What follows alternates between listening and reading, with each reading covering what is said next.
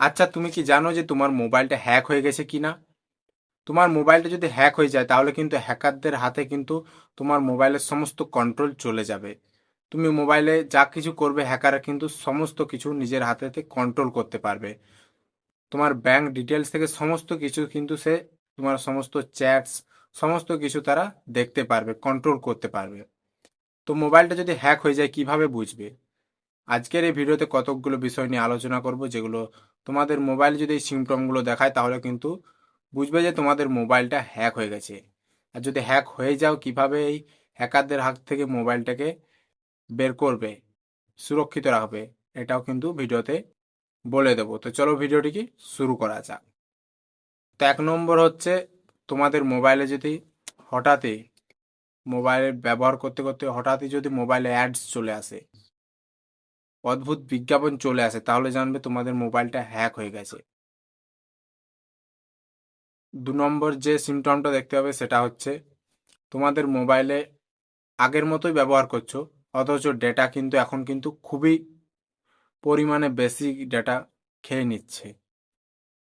Mobile বেশি ব্যবহার না করলেও তোমাদের মোবাইলের ডেটা কিন্তু শেষ হয়ে যাচ্ছে সঙ্গে সঙ্গে, তাহলে কিন্তু বুঝে নিতে হবে যে মোবাইলটা হ্যাক হয়ে গেছে।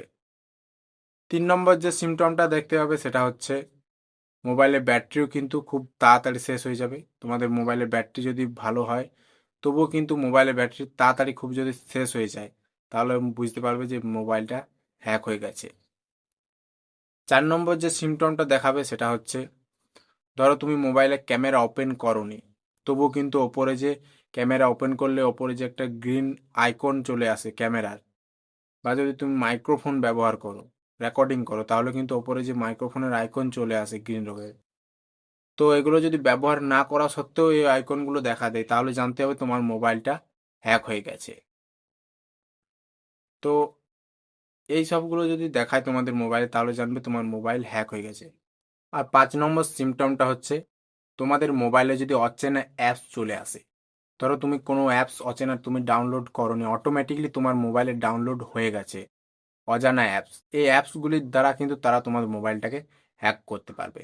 তাহলে বুঝে নিতে হবে তোমার মোবাইল হ্যাক হয়ে গেছে। এবার ধরো তোমার মোবাইল হ্যাক হয়ে গেছে, সে হ্যাকারদের হাতে কিভাবে মোবাইলটাকে সুরক্ষিত করবে, হ্যাকারদের হাতে মোবাইলটাকে কিভাবে ছিনিয়ে নেবে। তো এর জন্য কি করবে, মোবাইলের পাসওয়ার্ডটা কিন্তু চেঞ্জ করে দিতে হবে। পাসওয়ার্ড চেঞ্জ করার পর আর মোবাইলটাকে কিন্তু ফ্যাক্টরি রিসেট অবশ্যই করে নিতে হবে, তাহলে কিন্তু মোবাইলটা হ্যাকারদের হাত থেকে তুমি ছিনিয়ে নিতে পারবে। তো এই ছিল আজকের ভিডিও যদি ভালো লাগে অবশ্যই একটি লাইক করে দেবে, আর চ্যানেলে যদি নতুন হয়ে থাকে অবশ্যই চ্যানেলটিকে সাবস্ক্রাইব করে নেবে। ধন্যবাদ।